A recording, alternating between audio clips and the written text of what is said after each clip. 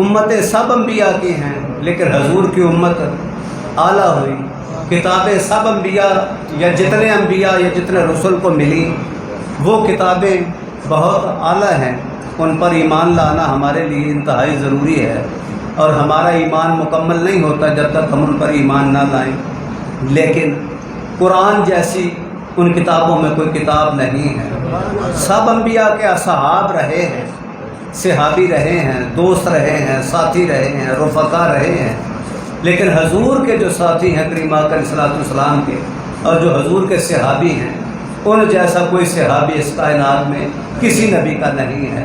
وہ صحابیت کی جملہ تاریخ میں جو آدم علیہ السلام سے لے کر عیسیٰ علیہ السلام تک موجود ہے، وہ اپنے حیثیت میں، اپنے مقام میں سب انبیاء کے صحابہ سے اعلیٰ ہیں۔ اسی طرح تمام امتیں، جتنی امتیں تشکیل پاتی رہیں، آپ سب سے اعلیٰ ہیں۔ یہ تمام نصوص قرآنیہ سے یہ تمام نسبتیں ثابت ہیں۔ اور اسی طرح جس چیز کو جگہ ہے، جگہ کو نسبت حاصل ہوئی تو جگہ اعلیٰ ہو گئی، جس کپڑے کو نسبت حاصل ہوئی وہ کپڑا اعلیٰ ہو گیا۔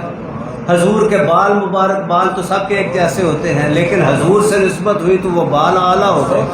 حضور کی نالین ہے، جوتے تو سب پہنتے ہیں، کسی کا 10,000 کا، کسی کا 1 لاکھ کا، کسی کا 2 لاکھ کا، ہیں جی، کسی کا جناب 1.5 کروڑ کا، لیکن جوتے سب کے ہیں، انبیاء کے بھی ہیں، لیکن ایک وہ نالین ہے جو اتروا دی گئی، جو اتروائی گئی، چونکہ طور ہے، وادی مقدس ہے، کلام الہی سے آپ نے ہمکنار ہونا ہے، تو لہذا جوتے اتار دے، فخلا نعلیک۔ اب یہی جوتا حضور سے نسبت جب اختیار کرتا ہے تو قدموں میں آتا ہے تو وہ بالعموم جس طرح وہ بنتے ہیں وہی اس کی فارمیشن ہے، وہ اس کی مینوفیکچرنگ ہے، لیکن یہ جوتا اپنی حیثیت اور مقام میں بے مثل ہے۔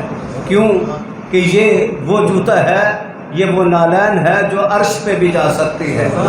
یہ طور پہ نہ اتروائی گئی، نہ ثور پہ اتروائی گئی، نہ حرا میں اتروائی گئی، نہ کعبہ میں اتروائی گئی، نہ مدینہ کے اس جناب نخلستان میں اتروائی گئی، اور نہ یہ عرش الہی پہ اتروائی گئی، اس لیے کہ اس کی نسبت سرکار سے ہے۔ اسی طرح جملہ عبادات، اب جو عبادت نبی دیتے رہے، امتیں کرتی رہیں، اب عبادات بھی